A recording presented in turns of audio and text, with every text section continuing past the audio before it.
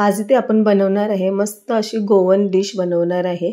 तुम्हाला बघून हे वाटत असेल की हे नॉनव्हेज आहे, पण हे नॉनव्हेज नसून प्युअर व्हेज आहे। मस्त असं लागतं हे खायला, खरंच खूप मस्त लागतं। बाहेरून अगदी असं क्रिस्पी आणि मस्त असं सॉफ्ट असं हे लागतं। आणि हे बघा, तुम्ही बघू शकता किती मस्त असे हे काप झालेले आहे। म्हणजे हे फ्राय एवढं छान लागतं ना, खूपच मस्त लागतं। तुम्ही बघू शकता किती सॉफ्ट असे हे झालेले आहे। चला मग पटकन वळूया आजच्या रेसिपीकडे। आणि इथे आपण आज बनवणार आहे माडी। माडी म्हणजे जे अळूचं जे कंदमूळ असतं ना, ती ही भाजी आहे। म्हणजे ह्या कंदमूळ आहे, कंदमुळापासून ही भाजी किंवा तुम्ही फ्राय बनवू शकता। ह्याची भाजी देखील खूप छान लागते।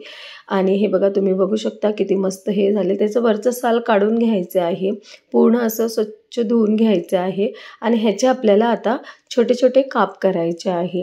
हे बघा, तुम्ही बघू शकता, जर तुम्ही कोकण साईडला किंवा गोव्याला गेलात ना, तर हे तुम्हाला बऱ्याच ठिकाणी खायला भेटतील। खरं खूपच छान लागतात हे। हे बघा, असे छोटे छोटे पीस करायचे आहे, म्हणजे काप तयार करून घ्यायचं आहे। अगदी पातळ नाही किंवा अगदी जाड नाही, मीडियम साईजमध्ये आपल्याला हे सगळे काप रेडी करायचे। आणि ह्याला अळू बोलल्यावर खाज असते, त्यामुळे आपल्याला ह्याच्यामध्ये आमसूल किंवा कोकम किंवा लिंबूचा रस घातला पाहिजे। हे कंपल्सरी तुम्हाला घालावंच लागेल, नाहीतर ह्या पदार्थाला खूप खाज असते। आणि हे जर तुम्ही असंच बनवलं तर तुम्ही खाऊ शकणार नाही, खूप म्हणजे तोंडामध्ये हे पूर्ण खाज येणार आहे। त्यासाठी इथे मी 10-12 कोकम घेतलेले आहे आणि अगदी थोडंसं पाणी घालून आपल्याला 5 मिनिटासाठी भिजवत ठेवायचं आहे। आणि हे जे आपण काप तयार केलेलं त्याच्यामध्ये चवीनुसार मीठ घालायचं आहे। इथे मी 1 चमचा मीठ घातलेलं आहे।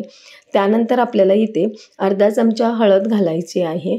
आणि मग आपल्याला इथे थोडंसं हे ना खायला तिखट आंबट असं लागलं ना की खूप टेस्टी लागतं, म्हणून ह्याच्यामध्ये थोडासा मसाला जास्त घालायचा आहे। मी ते 2 चमचे मसाले घातलेले आहे।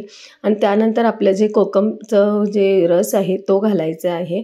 इथे जर तुम्ही कोकमचा वापर नाही करत असेल तर आमसूलचे पाणी घाला किंवा लिंबूचं पाणी घाला, पण घालणं खरंच खूप गरजेचं आहे।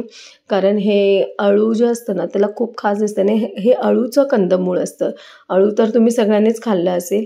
आणि हे बघा किती हे आपल्याला जे मसाले सगळे घालून ना ह्याच्यामध्ये जास्त आपण कुठलेही मसाले वापरायची गरज नाही, हे असं खूप छान लागतं। त्यामुळे इथे मी फक्त लाल मसाला, हळद आणि मीठ हेच लावून आपल्याला ठेवून द्यायचं आहे 1-5-10 मिनिटासाठी। त्यानंतर आपल्याला हे फ्राय करण्यासाठी बारीक रवा घ्यायचा आहे। हे बघा, मी साधारणतः इथे 1 वाटी बारीक रवा घेतलेला आहे। आणि हे एकदम असे क्रिस्पी असे बनण्यासाठी ना 1 चमचा तांदळाचं पीठ घ्यायचं आहे। ह्याने अगदी म्हणजे जे आपले काप आहेत ना ते एकदम असे क्रिस्पी होतात। आणि ह्याच्यामध्ये 1 चिमूटभर आपल्याला मीठ घालायचं आहे, जास्त काही घालायची गरज नाही। जर तुम्हाला जास्त स्पायसी पाहिजे तर ह्याच्यामध्ये देखील तुम्ही थोडंसं लाल तिखट घालू शकता। हे व्यवस्थित सगळं मिक्स करून घ्यायचं आहे।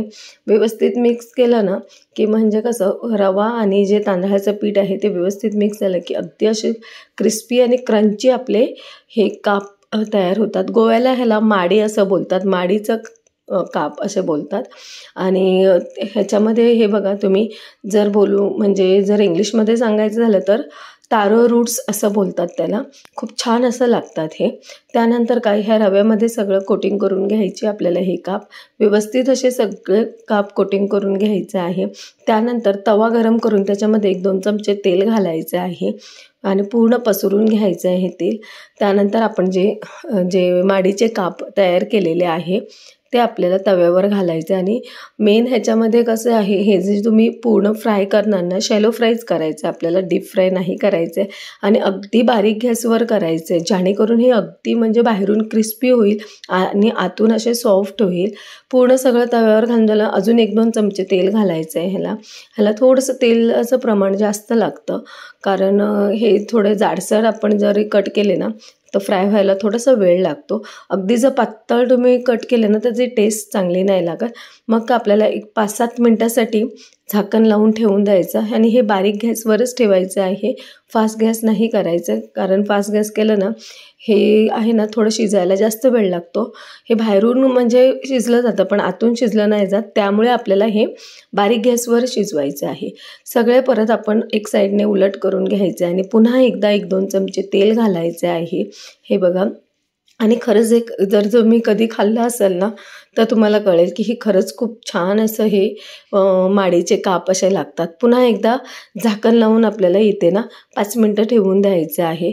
5 मिनटानंतर हे झाकण काढून घ्यायचं आणि तुम्ही बघू शकता मस्त असा गोल्डन कलर आलेला आहे.